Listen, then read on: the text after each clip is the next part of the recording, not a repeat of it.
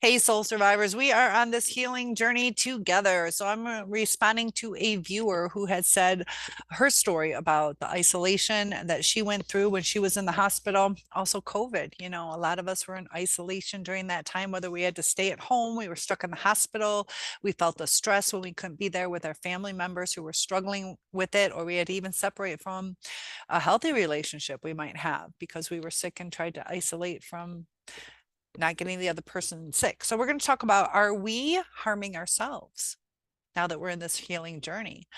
There are a lot of things that we do. We get stuck in certain aspects of the healing process, the 5 stages of grief, and isolation is one of them. And it does have profound effects. We're feeling that in society right now.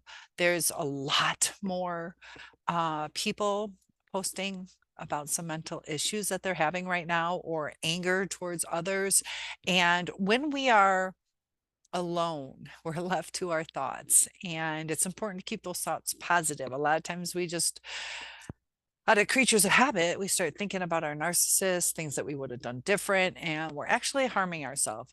Go through and think about it for a little bit of time, but there needs to come a time that we accept what was and start loving ourselves again, where we don't belittle ourselves or cut ourselves down, or feel we were a failure, that all this was our fault. It wasn't all our fault. And a lot of times we wish things were different, but life unfolds in crazy ways, things that you'll never expect. So there is some things we can do to guide our lives, but that comes from the healing that we're going to go through.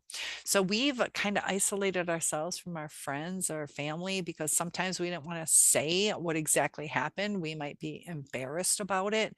But when we're vulnerable and honest with people, it helps them know what we're hurting about. It helps them know who we are. We have to be careful not to over uh, complain, I guess, or over explain what we went through, but to let people know, hey, I'm having a hard time. This is why.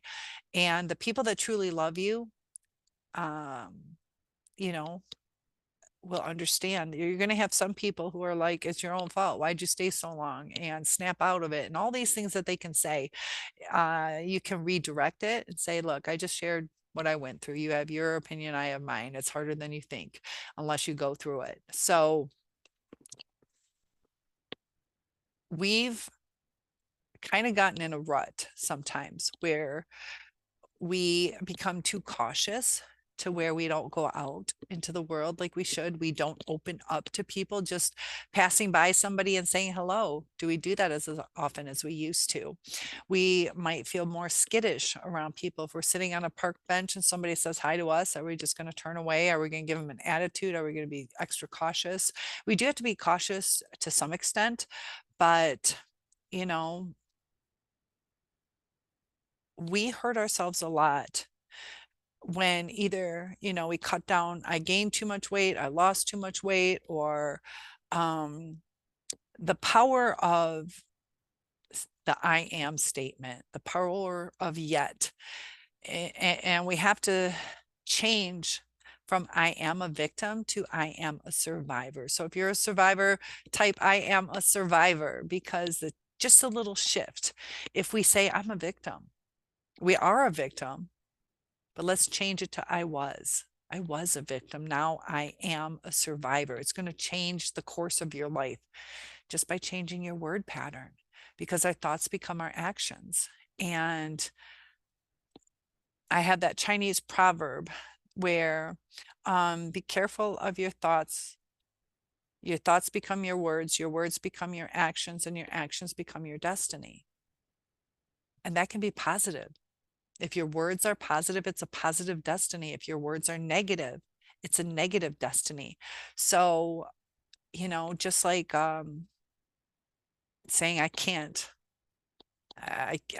can't roller skate, then you're not going to try.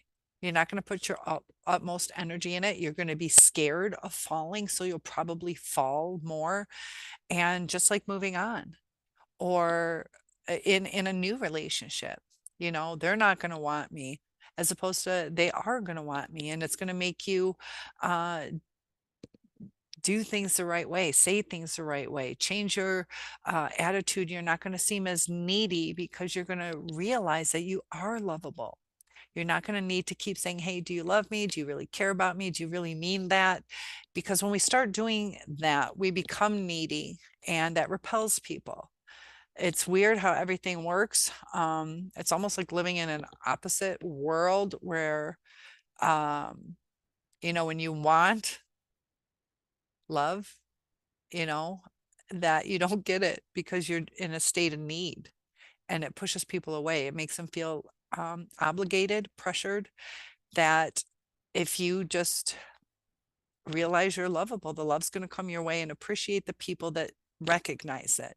There's going to be people out there who don't give you a chance, but we have to allow equal investation, another made up word, equal investing in us, and sometimes it takes a long time to unfold, but the true people who are meant to be in your life will be there. It does take effort on our part, but a lot of times too, we get caught up to where we start investing too much, and it's weird how it pushes people away. So with our narcissists, we get so caught up in it because we feel that we can give to the level we like to give. And we do that. And then it starts being taken for granted. And sometimes that can cause resentment. And when you are in that type of relationship, when you pull back, there's less resentment. And relationships are tricky, especially long-term relationships, because life brings different challenges along the way. So I'm going to start like a journaling post. So hit the notification bell if you'd like to be notified of live chats or new videos or journaling, things that we can do to kind of work through our feelings. I'm here to help you guys. So topic requests are welcome, but we need to stop hurting ourselves. We need to believe in ourselves more. If you feel like I'm a horrible cook, no wonder he didn't want to be with me. There's things that we can change. Whether or not you're a good cook doesn't mean you're a good or bad person. Just means maybe you don't know how to cook. And maybe it's something to try. Have faith that you can try to learn to cook. And, whatever is important to you or whatever you feel is lacking, you can even say, I don't care. They don't like my cooking. They don't like my cooking. That's fine too. But instead of kicking ourselves up over it, change what we feel we should change. If you've gotten depressed and your house is a mess, are you presenting yourself as a person who is a good relationship partner? Little things like that, that we shouldn't wait until we're with someone to live the life that shows we're a good uh, possible partner, that we are that person. And if it comes our way, it comes our way. If it doesn't, it doesn't. But either way, it's a better life, a nice organized house, organized thought process, organize this, that. And we have to not be so afraid to ask people to help us. A lot of us have gone into survival mode where we're constantly doing things for ourselves, and some things can be overwhelming. I know I've put together extremely large furniture where it would have been so much easier to help. During COVID, it was difficult because you couldn't really just call on your friends or neighbors, but now we can. And, it's good to return the favor, but we all have special talents. We're not all the same. And we can enhance each other's lives by bringing our own uniqueness to the table. Maybe I'm good at reading directions and you're good with a hammer and screwdriver, that we help each other in this life. Because when we start isolating ourselves, we're really hurting ourselves or causing ourselves more work, and we're missing out on opportunities to grow with a friend, a brother, sister, family member, or a possible life partner. And negative self-talk will get us deeper into that rabbit hole. So it's good to write down 3 to 5 things every day of what you're thankful for, what you like about yourself. Look in the mirror, give yourself a wink, and look at the mirror and say, Cynthia thinks I'm special. And I want you to think you're special too. Each and every one of us. bring something to the table, no matter how big or how small it is. Sometimes one little nail or screw can be vital to the structure of something. Just a little nail. Doesn't seem like a big deal, right? But without it, sometimes things crumble. So realize that whether you're a large portion or even that small nail in the scheme of things, it's just as important.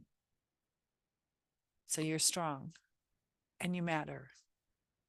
And topic requests are welcome. Hit that like button that helps with the algorithm. Let's get this channel to grow where we have a great supportive community.